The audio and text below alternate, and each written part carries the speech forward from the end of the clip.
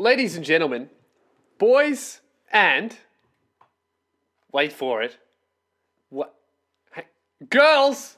Welcome to episode 32 of the Spearhead Sundays podcast. I am fucking 99% sure that that is what episode we're up to. I'm not going to check because I'm that sure. And you know what? Here's another thing. Last week, number 1 on the iTunes charts. This week, back to our rightful place, sitting at number 17.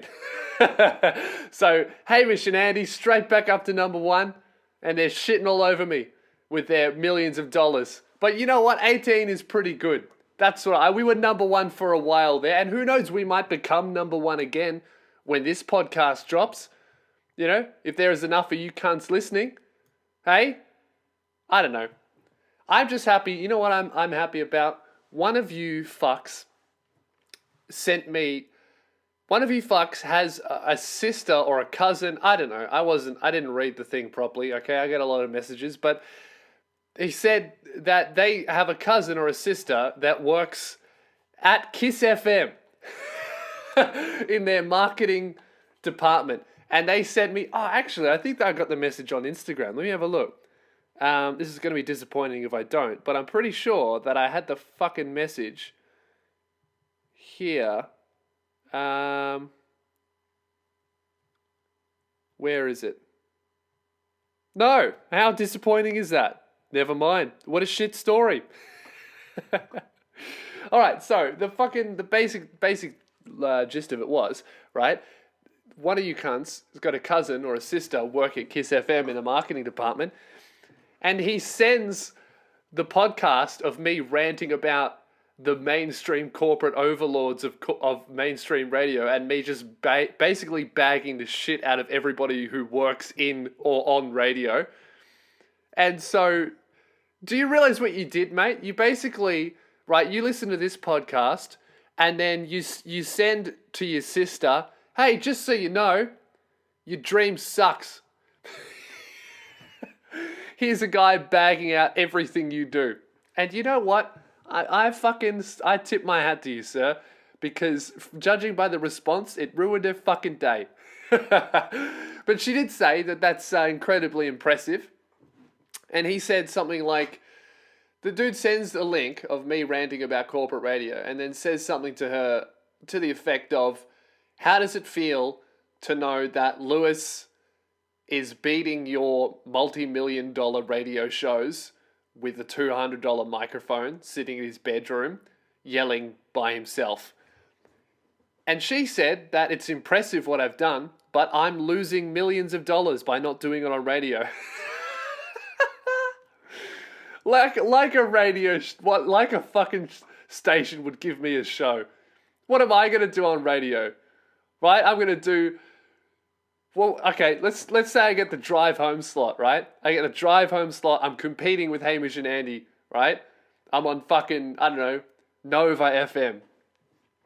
This is how it would go. It'd be like, ladies and gentlemen, welcome to Nova 100. Actually, is Nova even around? I thought they shut down. Whatever. I'm doing Nova, right? Welcome to Nova 100. I can't even do it. I can't even do the fucking impression because I don't know how to do the pretend. I'm happy all the time. Shit. All right. So welcome, ladies. Oh no, they don't do that. That's me. I'm doing welcome to Spearhead Sundays. All right. They do. Okay. It's Nova 100 driving you home with Lewis Spears and some other cunt of a woman who's really annoying but facilitates the conversation, so we give her a lot of money. But not as much as Lewis. Because the way we support the wage gap here at Nova 100.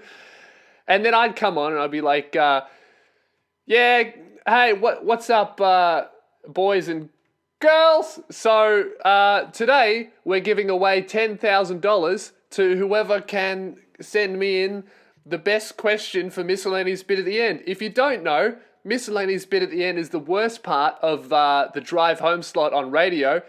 In fact, it makes me want to die so much that I encourage anyone listening to this to drive, if you're on the West Gate, just hit a really sharp right-hand turn or even a left-hand turn, whichever side you're on, whichever side is closest to the end of your life, right? Hit a hard right or a hard left. and just goes straight off the barrier into the river. And if you survive the fall and you're in your car, smash the window, but don't climb out. Just smash it so that the water comes in, and then keep your seatbelt on. So you're going down with the ship, or the car, as it were. And when the water fills up your car, and there's no air in it, just inhale. And then I'd fucking lose my job.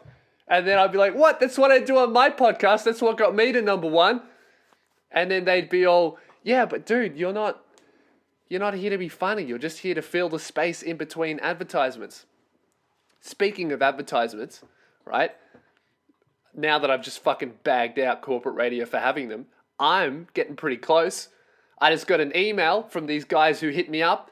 They want their products spruiked on the Magnificent Speared Sundays podcast. And you know what? I'm going to do it because it's a sick company and they're down for me to be a cunt and swear about their products. And that really, if that's what I was born to do, right? If someone can pay me money to talk shit about their products, and then maybe you guys will go, maybe Lewis is wrong, I'll buy it. Then that's who I want to work with.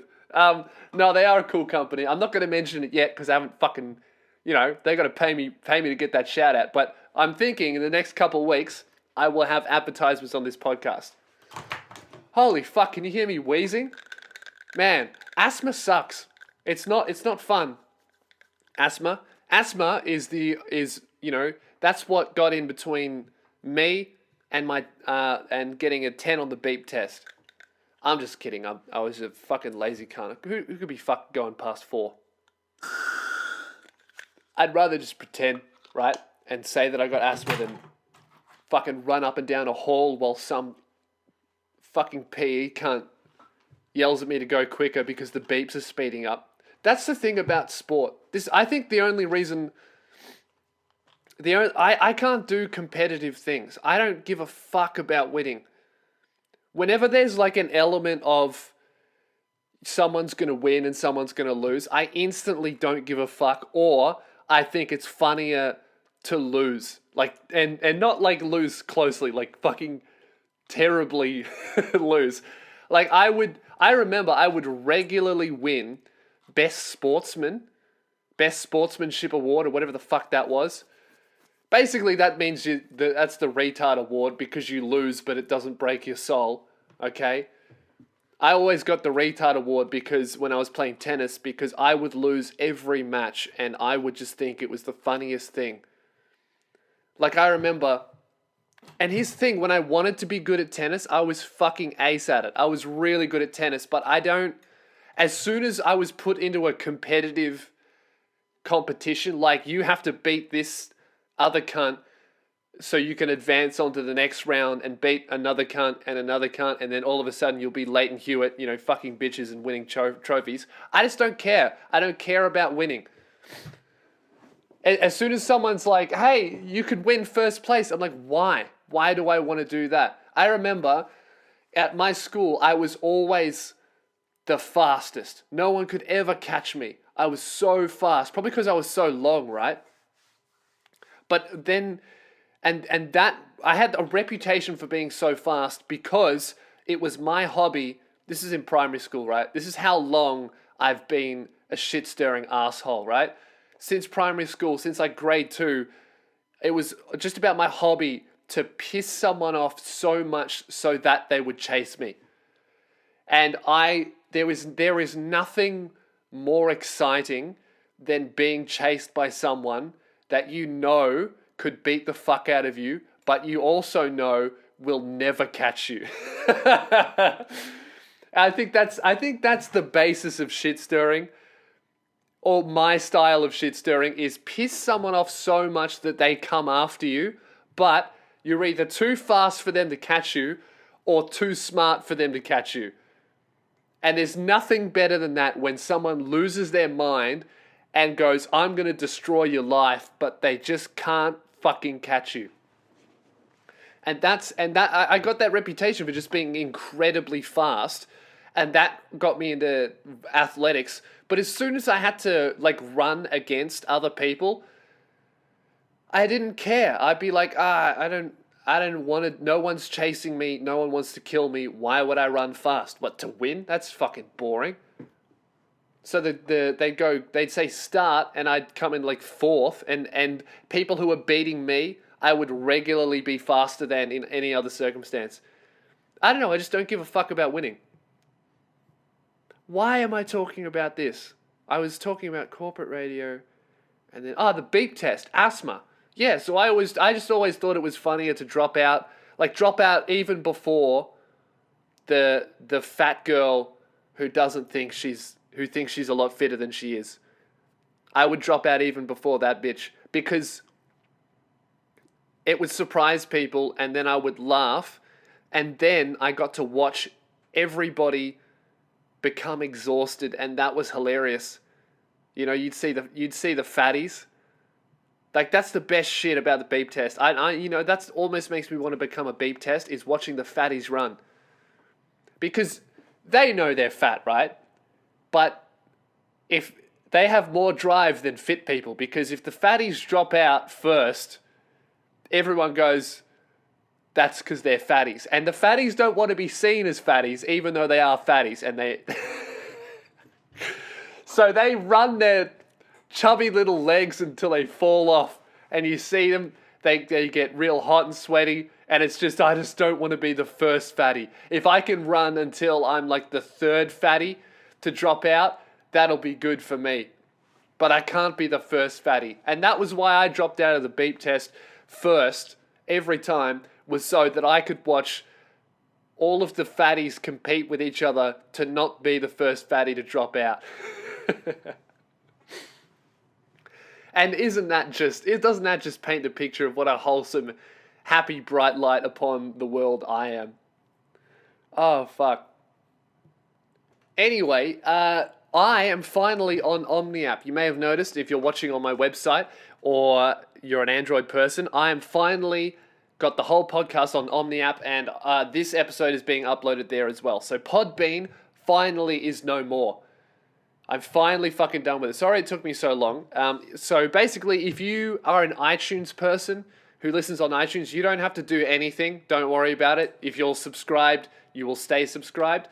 If you are an Android listener, you will need to, if you listen on your phone with an app, you need to download the Omni Radio app. It's OMNY Radio, and that's how you can listen to it. Otherwise, you can listen on my website, and on YouTube as well, where I've started uploading them there. So Omni have been really, really good. They're just fucking so much better. But Podbean, with the final episode that was on Podbean, which was last week, they just tried to fucking strike out and have a little bit of revenge, get back at me for leaving them, and they cut out a huge chunk of my fucking podcast. So that was when I was reading out the stories that people had sent to me of them stealing shit. So I'm going to get those up now, and I'm going to read them. I was supposed to read these last week, but they cut out, you probably noticed. So I asked for stories of the best things that people have stolen, and these two stories are fucking great, right? Okay, where is it? These ones are like super criminal shit. Alright, here we go. Hey Lewis, I'm here to tell you the story of how a friend and I stole a large amount of expensive audio equipment from the high school we went to. Senior year, my friend and I were part of our school's theatre program where we helped set up the school plays and such, stage crew. At the end of last year, the crew manager retired and a new one was starting. Before all this, we knew about a closet full of expensive audio equipment, microphones, mixers, etc. That was just all excess shit that was thrown in there because the school had too much grant money. I like where this is going. This is good. This is going to be some super... Because not only are you stealing expensive audio equipment, you're also stealing from schools. So you're stealing the future from little children. Since we were certain that the new manager had no idea the closet even existed, we decided to take pretty much everything in it. You cunts. One day during a lunch period, we got a box and started loading it with the stuff.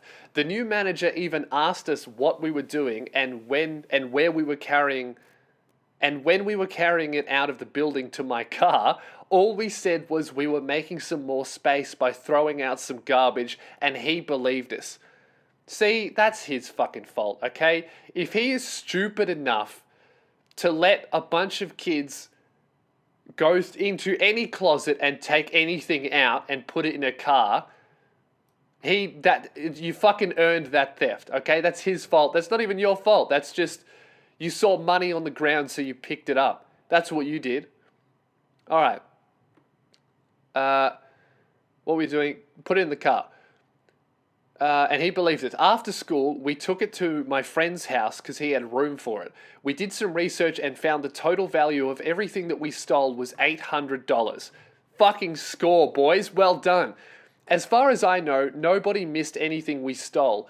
My friend still has all of it. In fact, he uses one of the really nice microphones to play Rock Band on PS4. Now, you see, that really demonstrates the level of this. Not only did you steal from this school, but you also don't even fucking need it. You don't even use what you stole. It's the ultimate disrespect. You stole a $300 microphone, and now your cunt of a friend plays Rock Band with it on PlayStation 4. He doesn't even rap into it about talking about how he stole it. You know? He's playing Rock Band. And how often does anybody play Rock Band, really? Like, do you reckon he's playing that by himself? Do you think that dude has the confidence to just sing into the microphone and Rock Band when he's alone in his room? Those fucking games are the stupidest shit ever. But, like, it's stupid to buy them, but genius to sell. Remember when Rock Band first came out? Or was it Guitar Hero? That's the dumbest fucking invention on the planet. Guitar Hero. People would spend $80 on the video game and then $120 on a pretend guitar shaped like a guitar with buttons on it, and then they would learn how to play that. They would learn how to press buttons in a sequence rather than actually learning how to play guitar, and they would invest so much time into playing that if they put that amount of time into playing a real guitar, they could actually use that skill to get laid instead of posting videos on it fucking to YouTube and everyone calling you autistic because you can play, I don't know, some metal song on expert. I bet that'll impress the ladies, right? You take that to a party instead of that wanker who plays songs around the campfire while everyone's smoking weed and nobody really wants to listen. You can be that absolute fucking Asperger-riddled retard who brings out the guitar, the Guitar Hero thing, not even plugged in, and he goes, hey, check this out. And you just start pressing the buttons, and then you're like, look, if this was plugged into a PS4 and the TV, you ladies would see that I'm getting expert score level on Guitar Hero. Who wants to suck me? Oh, man. And then I have another story here as well. So well done for you guys for that, for stealing all that shit. That's impressive. I definitely approve that. All right, this one is less stealing and more vandalism. It's definitely criminal.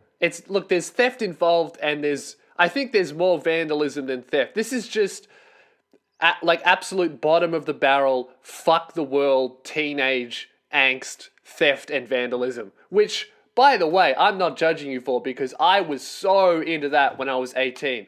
I used to go out with friends, we would vandalize cars.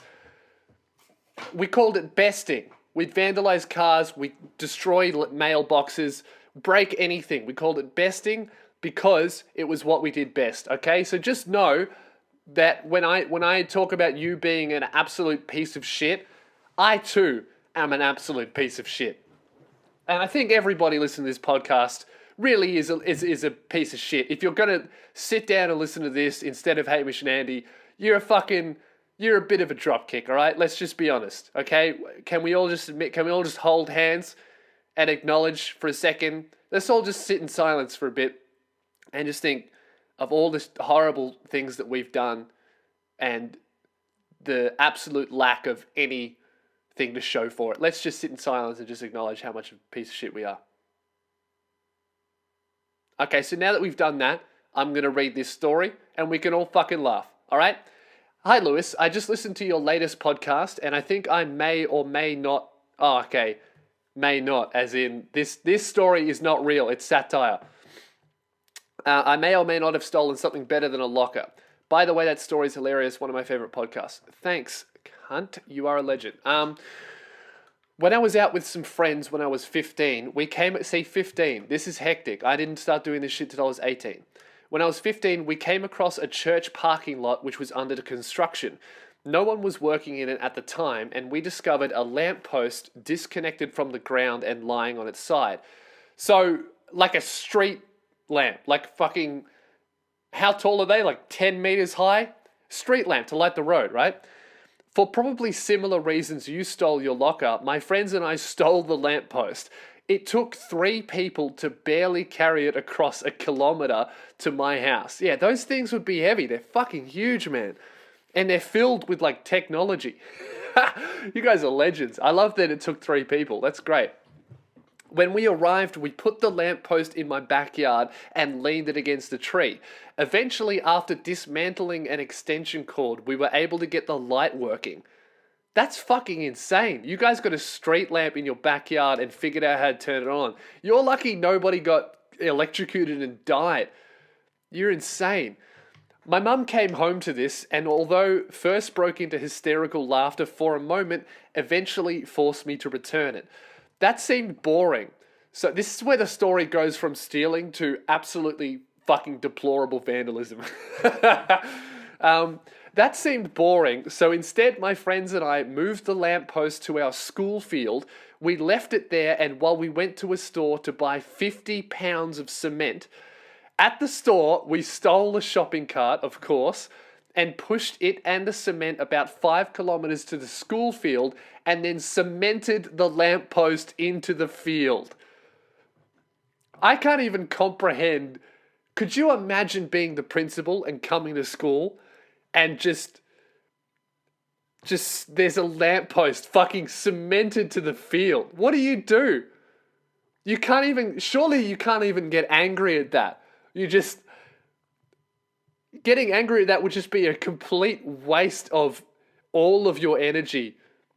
The amount of shit that, it must be every single year that something fucking horrendous happens to every high school because all it takes is just one kid every year to go, you know what?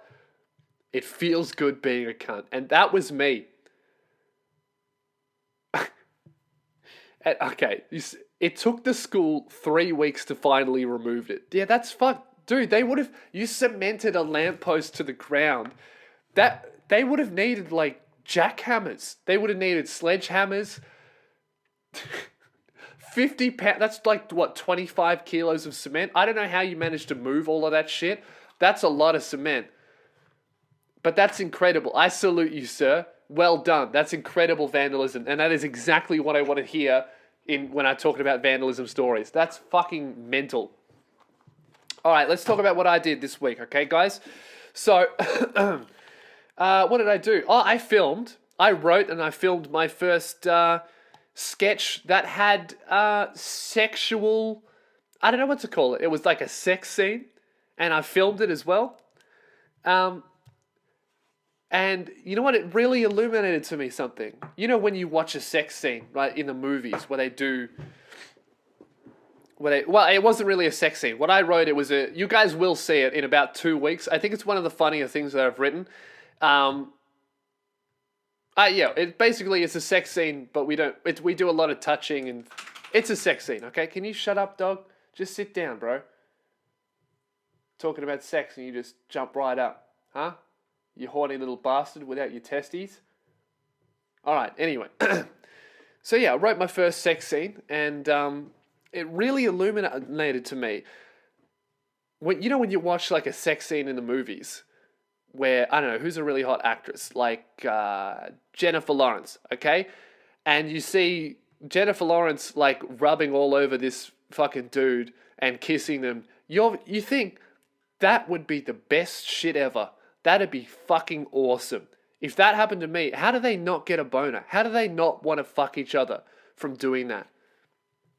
And you always hear the actors afterwards go, oh, they're always really awkward, and you don't, or if they're not awkward, they're like, yeah, it's just, it's we keep it professional and we're just focusing on doing the best performance. And you just listen to that and you're thinking, there's no way you had Jennifer Lawrence's tits in your face and you didn't get half a chub.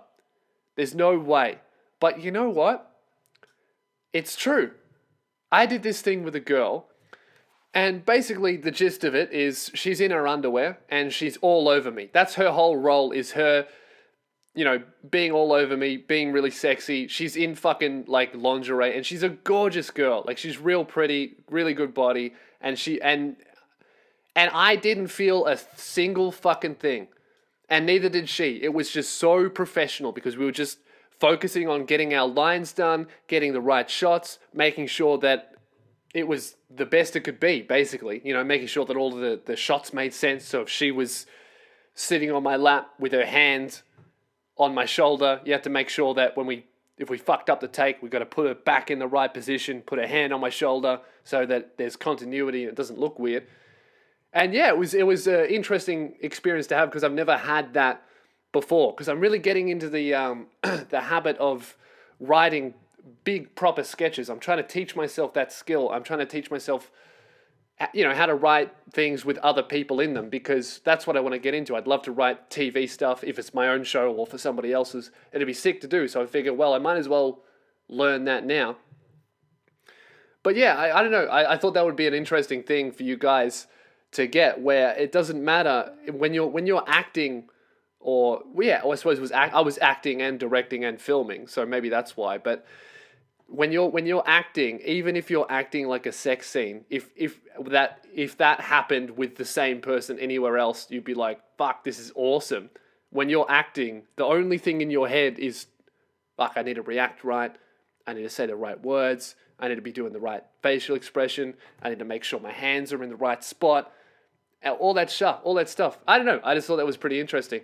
But you guys should see that video in like 2 weeks. I put a little snippet of it in the latest Lou review, like half a second, because it just fit. But the full thing will be coming out in like 2 weeks. And I think it's really funny. I think it's a very ridiculous video. I'm very proud of it too. And the lady actor fucking smashed it too. She did really, really well. Considering it was her first thing. But, I'll talk about that after it's out, because you guys probably don't give a fuck just yet. Speaking about script writing, I've started teaching myself how to write and format scripts properly. Because have you ever seen a movie script? You know how they look, how...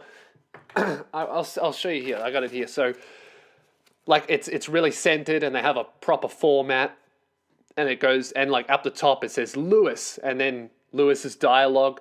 And then Crystal. And then Crystal's dialogue. And then below that it'll say, like their action. So Crystal pulls away from Lewis. She's fuming and can barely maintain her composure. Then it goes Crystal and says her dialogue. You know how it's laid out like that. And you look at it and you think it's really confusing. And you think, how can anybody write like that? How can anybody read like that? But I tried this program called Final Draft 9. This is to anybody who wants to learn script writing or anything like that.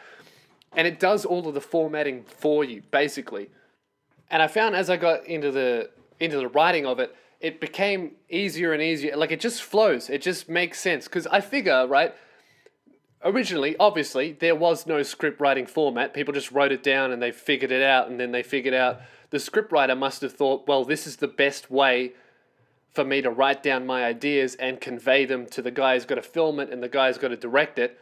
And then by ease of use, it just obviously became the standard, because everyone was like, fuck, this is a good idea. Let's keep doing it. Let's make this standard so everyone understands it. And, I found writing, I was surprised. It allowed your ideas to flow much better, especially because this program does all the boring formatting shit for you. So it just works better because you can write out the scene, right? So you'll be like, I don't know, Lewis is sitting down in a chair talking by himself into a podcast microphone. It's nighttime and there are dogs outside barking and howling, and that sets the scene. And then you go down into dialogue, you write Lewis is speaking, And then below that, you write what I'm saying. Hello, I'm a massive cunt. And then you do some more fucking actions. All of a sudden, I don't know, Sarah walks into the room, takes her titties out and starts shaking them around. And then you write Sarah, so she's about to say something, and then her dialogue, you go, look at me, I'm shaking my titties around. And it helps your ideas flow a lot better. And ever since I've learned this scripting kind of technique, I've been much more pumped to write sketches. So, I don't know, what I'm thinking is, because I hate doing Lou Review when I'm on tour. It's really hard for me to do, because obviously I'm in hotels. I don't give a fuck about anything that's happening on the internet. I only give a fuck about what's happening on stage. So I don't want to watch YouTube and review it. And I just don't enjoy doing it because my mind is obviously focused on stand-up, which is my one true love. So what I'm thinking of doing, starting from now, is just filming a whole bunch of really good sketches that are timeless. And by that I mean they're funny at any time. And not about current news, you know, like a thing about sex is going to be funny because we're always having sex, you know, it's not going to become irrelevant. Whereas a video about, I don't know, Marina Joyce wouldn't be funny a year down the track, if you understand what I'm saying. So what I'm thinking of doing is writing a whole bunch of sketches, filming them, and then not releasing them. And then when I go on tour, which next year will be for about 2 months, because I'm planning a bigger one, I can just have those in the bank and release them every single week. All I have to do is hit upload. That'd be really good. But you know what? Chances are I won't fucking do that because that requires a lot of forethought and organization. And we all know that's not my strong suit. But I think I'm going to do it because I meant to do that last year. But I ended up just slowing down my content instead because I didn't have any videos to release. So I think I'm going to put in a really big effort to do that this year, and then hopefully you guys just won't be without content when I go on tour.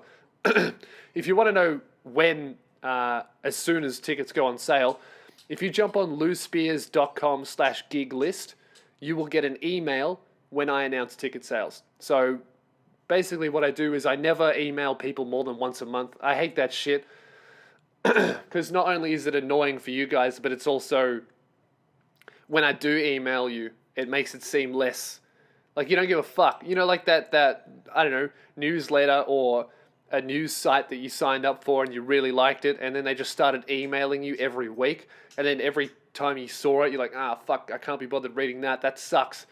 Whereas if I just send you an email, I don't know, once every 3 months is what it usually turns out to be. That's kind of cool. It's like, hey, it's Lewis checking in on you. Whatever. So yeah, check out louspears.com/gig list. You can like put in your email and your city so that if I'm announcing a tour and I'm not coming to your city, you're not going to get an email that goes, hey, I'm going on tour, and then you get really excited and then I'm just not coming and it ruins your day. So that's not going to happen. Anyway, enough about me. Let's talk about some dumb cunts dying, hey? Shall we? It's a favorite topic of this podcast, of absolute fucking idiots dying. And I laugh about it. So I saw this news. This one is so stupid that I think I'm going to do a video about it for Facebook next week. Just a little mobile phone one that I do. This one blew my mind how stupid it is, right? So, you know those lookout cliffs that people always die at, those beach ones, that they always fucking die and no one learns. You know, you go there and what they are for are, you know, romantic couples. They drive up, they get fish and chips, and then they go to the lookout and they stand there and they go, isn't it beautiful? And then they go home and they fuck. That's who it's for. But for some reason, all these dickheads like to go up with 8 people and they go to the lookout. And of course, they think, hey, you know what would be good to do at this lookout? I don't know, look out? No, I don't want to look out at lookout. What I really want to do is show off in front of my friends. So what I'm going to do is, instead of just fucking enjoying the beauty of the universe and the view, I'm going to read the signs that say, don't climb over the fence because you'll fall off and die. It's very unstable ground. I'm going to read them, and then I'm going to disregard them, and I'm going to climb over the fence and stand on the very unstable ground and go, look at me, I'm a fucking idiot. And then I'm going to take a selfie and then fall off the cliff and die. How many times have you read that story? So I couldn't even begin to list the amount of times I've seen that shit where some absolute fucking moron climbs over the fence. Like, you know what? I get ignoring signs that say don't step on the grass because they're trying to grow new grass. But why would you ignore a sign that says, hey, if you do this, fair chance you're going to die? What possible benefit do you gain from ignoring that sign? Other than, look at me, I'm taking a risk. That's all you get. Fuck, jump out of a plane. It's safer than going and standing on unstable ground. So anyway, right, I read this story. This woman, this idiot, she climbs over the fence at one of these lookout things to take a selfie. So she climbs over the fence, she stands on the fucking cliff edge, turns around, takes a selfie, falls backwards and dies. Her fault. 100% her fault. Unequivocally, there is no way you could ever blame anybody for that other than the moron that chose to step over the fence. Could you? But no, people found a way, as they do, to explain away the dumb actions of their stupid child, right? The parents come out. This is what it gets me, okay? The parents come out into the news, and they say the reason she fell is because she was wearing flip-flops, thongs, sandals, those things, jandals, whatever the fuck you call them. They say that she fell off the cliff not because she climbed over the fence, turned around and took a selfie on unstable ground like an idiot, but because she was wearing flip-flops. Yeah, if she jumped over the fence and stood on the edge of the cliff with mountain boots, she would be alive today. So we need to tell people not to wear flip-flops. How about you tell people not to jump over the fence, you fucking idiots? This is what really gets me, right? Sometimes, as parents, you need to accept that your child is a dickhead. I think we need more of that. That your child is not a smart fucking person. Dude, when I have a son, right? If the police knock on my door and they go, Lewis, I regret to inform you that your son has fallen off a cliff. The first thing I'm going to do is not get angry, right? I'm not going to grieve. I'm not going to cry, right? I'm not going to go, was he wearing thongs? I'm going to go, did he climb over the fence? Was there a fence there? And were there signs saying don't climb over the fence? And if the police go, yeah, I'm going to go, thank you very much, officers. I'll be in tomorrow to identify the body. And then I close the door and I just go, fucking dickhead. And that'd be it. Wouldn't even have a funeral. or if he, no, I wouldn't have a funeral, right? This is what I would do. I would get him like buried, okay, with a gravestone, and I would say, here lies, I don't know, Sam Spears. What a dickhead. And that's all it would say. No, I would leave a warning, right? I would leave a warning. He said, Sam climbed over the fence that said, don't climb over the fence or you'll die. Then Sam died. What a fucking idiot. That's what his gravestone would say. You know what the irony is? I bet in like 20 years, my kid's gonna die, like, I don't know, in some dumb accident that was his fault. And then people are gonna listen to this. And my wife will never forgive me. Because I can't go back on it now, can I? Right? If my son dies in a terrible accident and then someone pulls this up and it makes headlines, I'm going to have to follow through, aren't I? I can't back down on 22-year-old me's fucking musings. I got to follow through and not grieve for my son who's just died. Flip-flops. Yeah, how about your kid was a dickhead? Just admit it. We need more of that. More of that. Your kid was a dickhead. All right, let's get on to the miscellaneous bit at the end of the podcast, right? If you don't know, the miscellaneous bit at the end of the podcast, as I was talking about earlier, is the worst part of this podcast. In fact, it's probably the worst part of everything. It's the worst thing that anyone has ever created. Every time I do it, it makes me want to end it.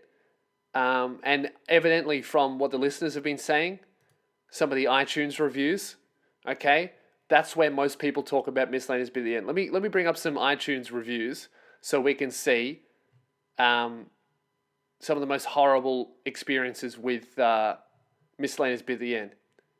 Okay, I'm just bringing it up now. This is from now on, right? This is where we're gonna put our hatred of Miscellaneous bit at the end. Okay, what you do is you rate the podcast 5 stars, and then you leave a little story about how Miscellaneous bit at the end has affected your life. Okay, here's one. This is the latest one. 5 stars. Lou, you're killing it. Good luck on the tour. I can't make it though. I'm still trying to cure my cancer from Miscellaneous bit at the end. 5 out of 5 podcast. See, thank you very much. Sorry for giving you cancer, mate. And this is a good one, left by Michael, okay? Lewis, your podcast is hilarious. How you got to number 2 on iTunes is confusing though, considering half the time you're making dick jokes and laughing at people with severe disabilities. Yeah, that basically just sums up my whole podcast. Thank you very much, man. If you want to leave a review on iTunes, I'll read out a couple more next week. All right, so let's get on to the questions. If you want to send me a question, contact@louspears.com. Send me something about your life, something gossipy, something good. Not about me. I don't like talking about me at this part because, it's Miscellaneous bit at the end. If I've got to talk about me and do Miss bit, right, I'm probably going to just end it. Okay, let's have a look. I got this question here. So this one comes from a dude called Tom. Hey Lewis, my name's Tom. I'm a big fan and have been one since late 2014. Oh, you're an OG dude. Oh no, wait. I've been doing this since 2012. Oh well, you're halfway to OG status, Tom. Thank you very much for the support. I'm in my second last year of high school and I've had motivational issues my whole life, but they have been getting a lot worse over the past year. I've missed the due date for most of my assessments and it's getting out of hand. When I set aside time to work, I just sit on Facebook, YouTube, or play video games.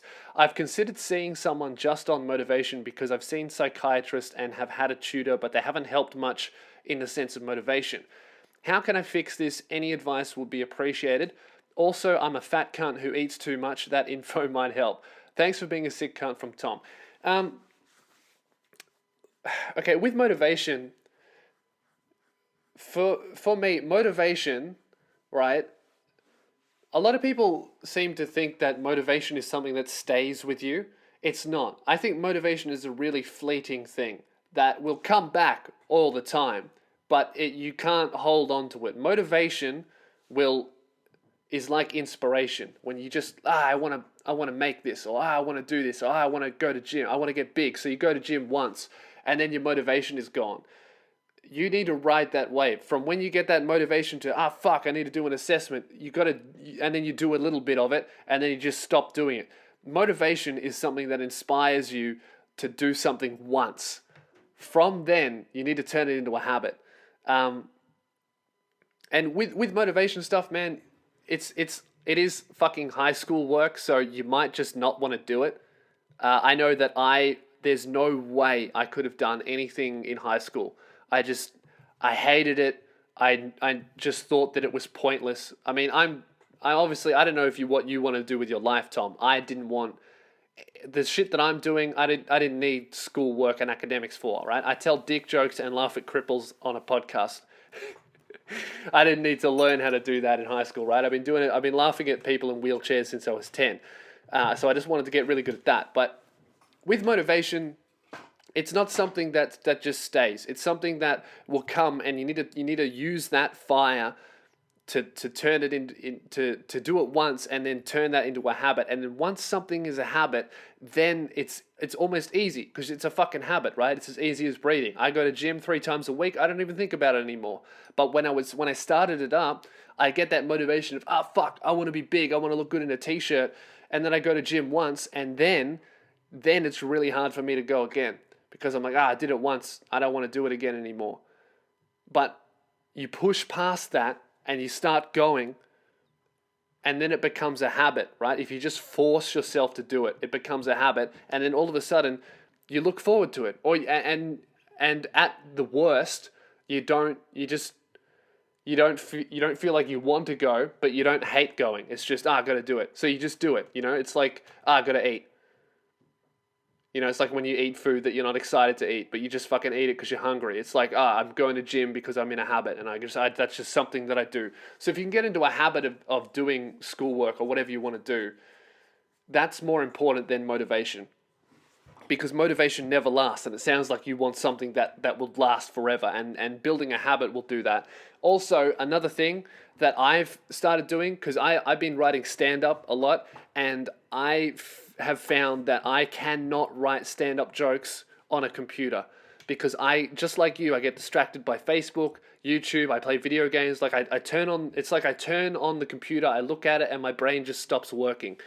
And I've been reading a lot about this, and that's basically exactly what happens, right?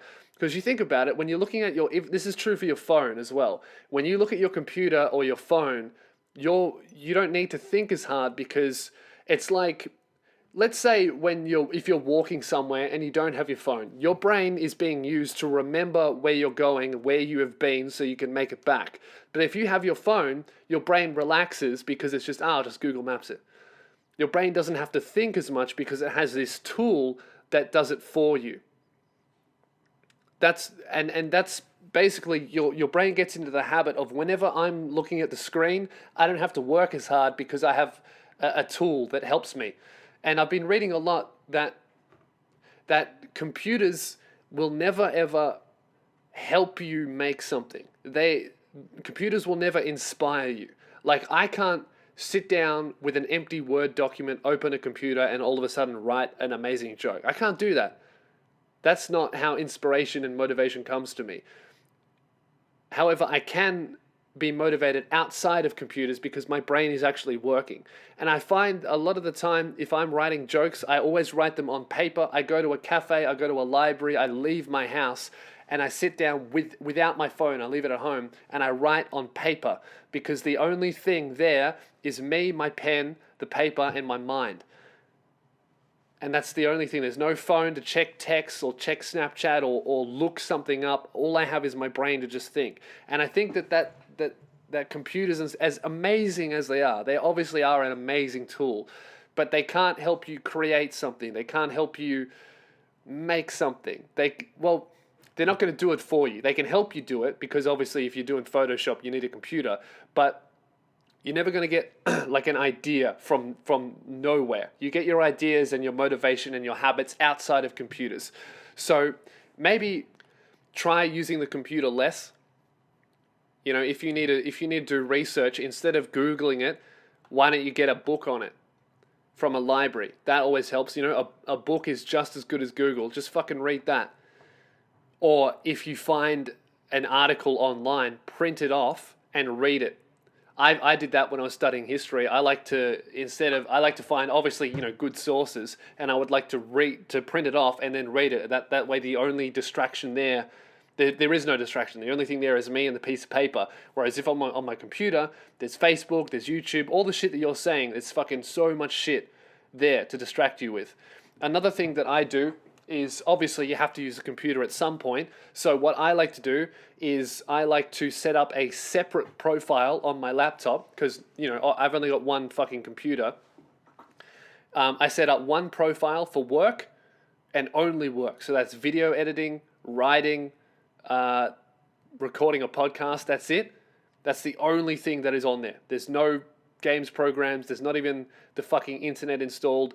That's it.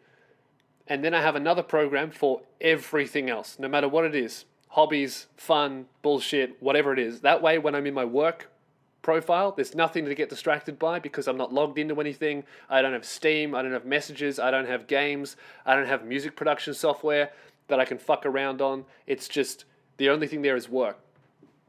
A lot of the time, if you're someone like me with fucking ADD brain, I get obsessed over stuff, and I always get like distracted by things. I just take out any option for me to be distracted. So when I'm writing stand-up, I leave my phone at home. When I'm using the computer to write or edit, I do it on a different profile where there's no games and no Facebook, all that kind of shit. So that's really helped me. I hope that helps, Tom. Also, you said you're a fat cunt who eats too much. That will really affect you. Unhealthy people have unhealthy minds. The mind and the brain are linked so much more than people think. Healthy at every size is fucking bullshit.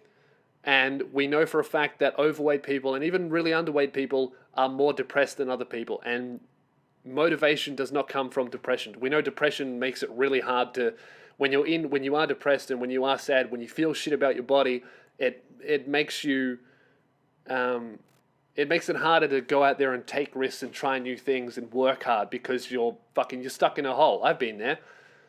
And also when you're fat, it's because you're not feeding your body right, and your brain lives in your body, which means you're not feeding your brain right. So it's just not running properly.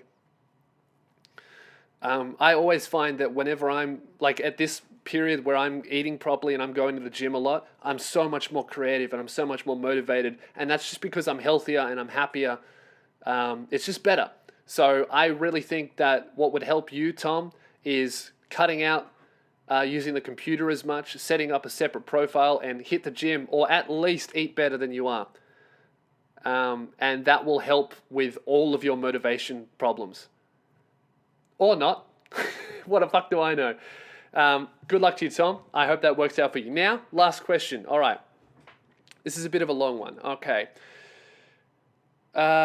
From Zach. All right. So I met this girl, Liz, through friends, and we set up a double date with mutual friends. We got along great. By the fourth date. I'm thinking fourth grade. What are you, 8? No, fourth date. By the fourth date, 2 weeks after the first one, we were in a relationship. She's fit, beautiful, popular, and smart. We're both 16. Calling it now. It's not going to last. Oh, I'm such a cunt. Okay. The relationship was borderline perfect. We became really close and we would see each other as often as we could. Liz became significant to me. Throughout my life, I've moved friendship groups every 6 to 8 months, as I never felt like I was wanted or didn't fit into the group as much as the other people.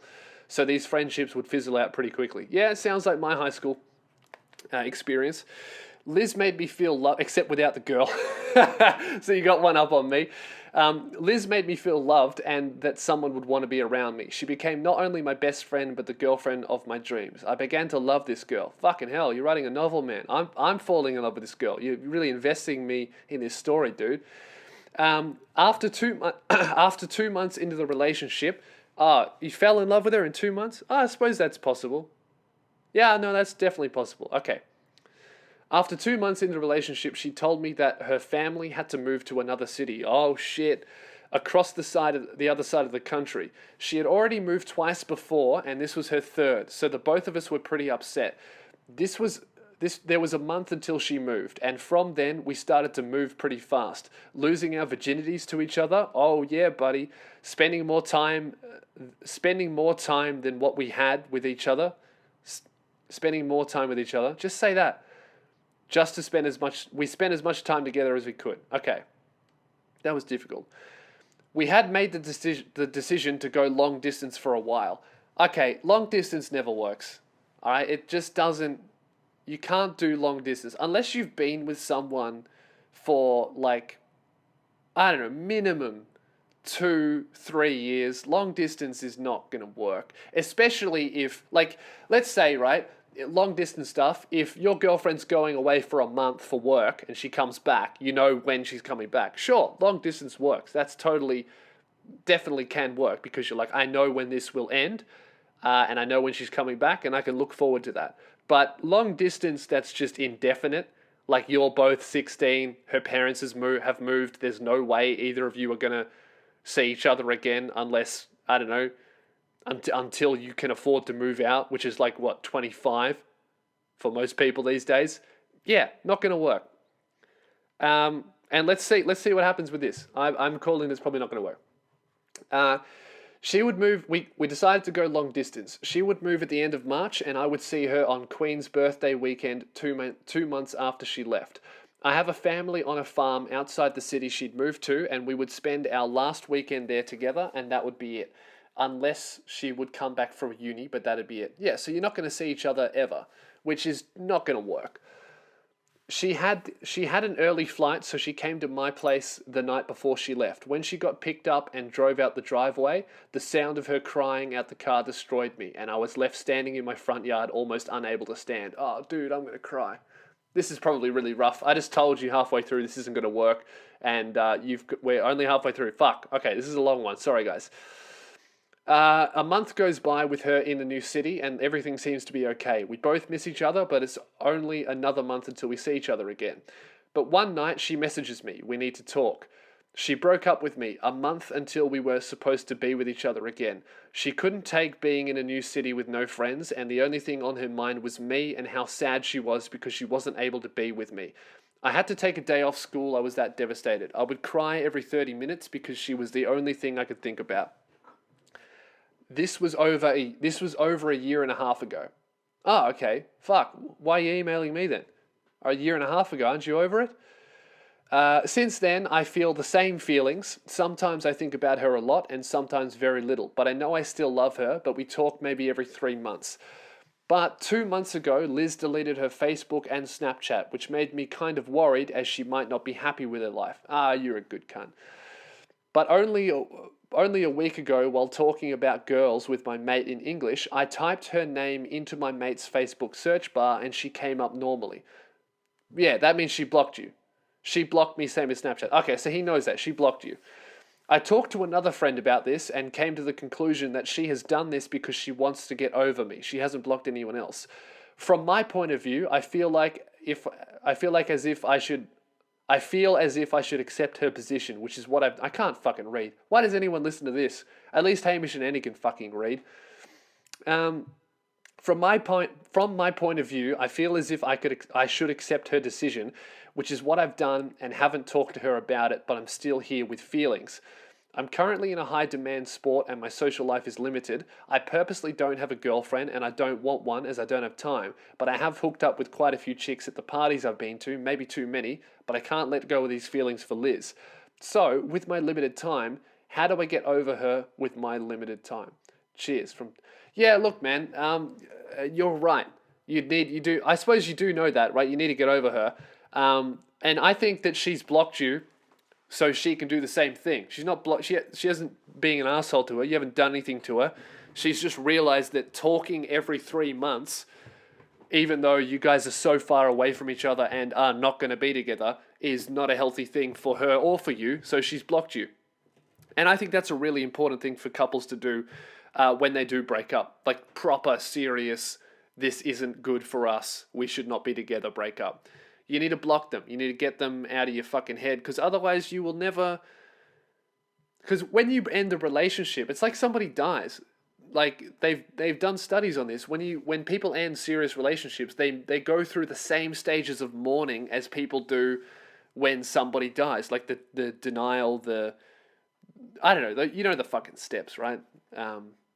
Anger, bargaining, and then, I don't know, the last one is acceptance. All that kind of shit. It's the same thing as when someone dies. So imagine if somebody dies really close to you, they die, but every 3 months you just see them walking around in the street, but you know you can't talk to them. You would never fucking get over it, right? And it's the same thing with relationships. You need to just stop. You need to cut her out of your life. You need to block her from everything, and with time you'll get over her. It's probably a good thing that she blocked you. I would recommend blocking her as well. Oh yeah, I suppose you can't because you can't search her up. But yeah, if she ever unblocks you, I would recommend blocking her, because it's a healthy thing for the both of you to just get over each other and stop thinking about each other. I would recommend just throw yourself into your sport, man. Get really good at it. I assume you enjoy it, otherwise you wouldn't be doing it. If you don't enjoy it, get the fuck out. But if you like your sport, just throw yourself into it. Become the best sports dude that you can be. Bond with your teammates if it's a team sport, and just live your life. You're really young, dude. You're going to find somebody else 100% for sure. Like, you're fucking 18, I think, so you're not even at the start of you're going to look back on this and think, fuck, that was a nice time. I'm glad that happened, but this is better, you know? Just enjoy being single. You will get over it in time. Block her from everything. Stop thinking about her. Yeah, that's all I can do, man. Time is a healer, and you will get over it. And with that wonderful note, ladies and gentlemen, that is the end of Spearhead Sundays. I hope you enjoyed. Thank you very much for listening. Thank you for rating the podcast on iTunes. If you want to send me an email with a question about relationships or life or advice, anything you need, I will answer it. And we can all be privy to your innermost secrets. Thanks for listening, guys. Rate the podcast, send me an email, subscribe, and I'll see you next week. Have a shit one.